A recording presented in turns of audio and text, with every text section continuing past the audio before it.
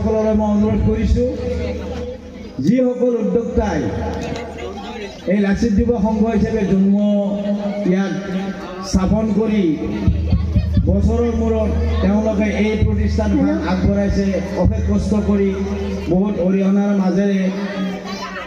গতিকে তেওঁলোকৰ ভৱিষ্যত কামনা কৰি আৰু উঠি অহা প্ৰজন্মৰ ভৱিষ্যত চিন্তা কৰি আমাৰ ৰাইজসকলে তেওঁলোকক যাতে ভৱিষ্যতলৈ উদগনি দি পেলাই আগবঢ়ায়, তাৰ বাবে মই আমাৰ এই সকলো সমূহ ৰাইজক বা আই মাতৃসকলক মই অনুৰোধ জনাইছোঁ। এই দিশটো লাচিত যুৱক বুলি কওঁতে সংগীতৰ ধাৰা আহে, অভিনয়ৰ ধাৰা আহে। গতিকে আমাৰ মাননীয় কাউন্সিলৰ মহোদয় কৈ গৈছে, গতিকে মই বিৱৰি নকওঁ, এতিয়া গানটোহে আৰম্ভ হ'ব। সেয়েহে এই গানটি মই নিজে লিখিছিলোঁ, মানে আজি 2 বছৰ আগতে কৰোণা মহামাৰীৰ অভাৱত বা দুৰ্যোগত এই লাচিত যুৱ সংঘ স্থগিত ৰাখিছিলে। গতিকে আমি আকৌ উৎসাহেৰে উদগনি পাই আজি আকৌ জীপাল হৈছোঁ। সেয়েহে মই আপোনালোকৰ ওচৰত অনুৰোধ ৰাখিছোঁ যাতে ভৱিষ্যতে এওঁলোকক আশীৰ্বাদ দি এই অনুষ্ঠানখনত যোগাযোগ কৰি তেওঁলোকক যাতে আগুৱাই লৈ যায়, এইখিনি মই শেষ কৰিবলগীয়া।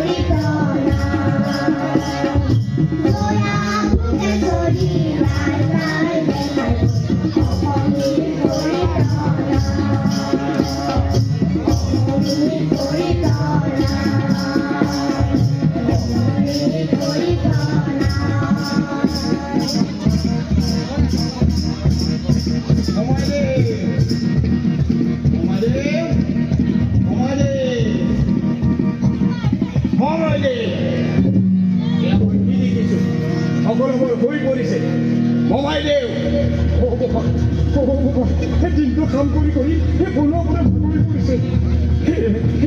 সন্তান চিৰণি লৈছে বাবা মঙাইদেউ। সোমকালে আহি গুৱাহাটী পালেহি। নিশাটোৰ ভিতৰতে বৰ সম্পূৰ্ণ নহ'লে মোৰ আই মাতৃক মই মোগলৰ হাতত গতাই দি দিব লাগিব। এইটো নহ'ব। শুনা মঙাইদেউ, তোমাৰ কামৰ অৱহেলাৰ কাৰণে তোমাৰ পুৰস্কাৰ দেশতকৈ মমাই ডাঙৰ নহয়। বঢ়িয়া বঢ়িয়া। নৰিয়া দেহাৰে যুদ্ধ কৰিলে মমাইকে কাটিব বুলি আধাগৰ দেখি মমাইকে কাটিলে হাতেৰে হেঙাল তুলি বিলাসী আমাৰ আছে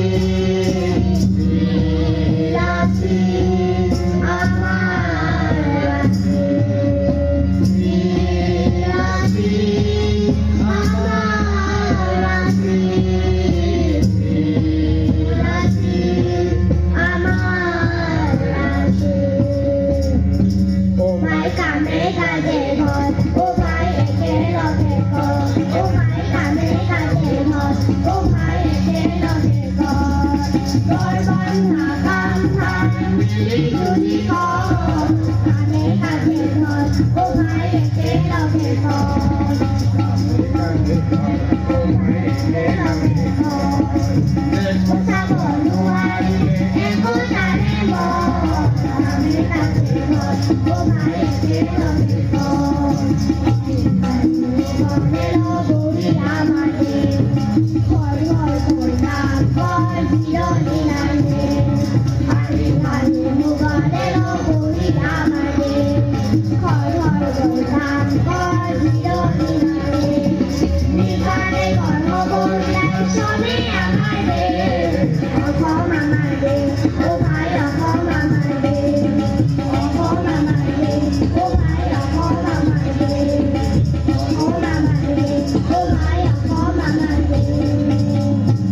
Hãy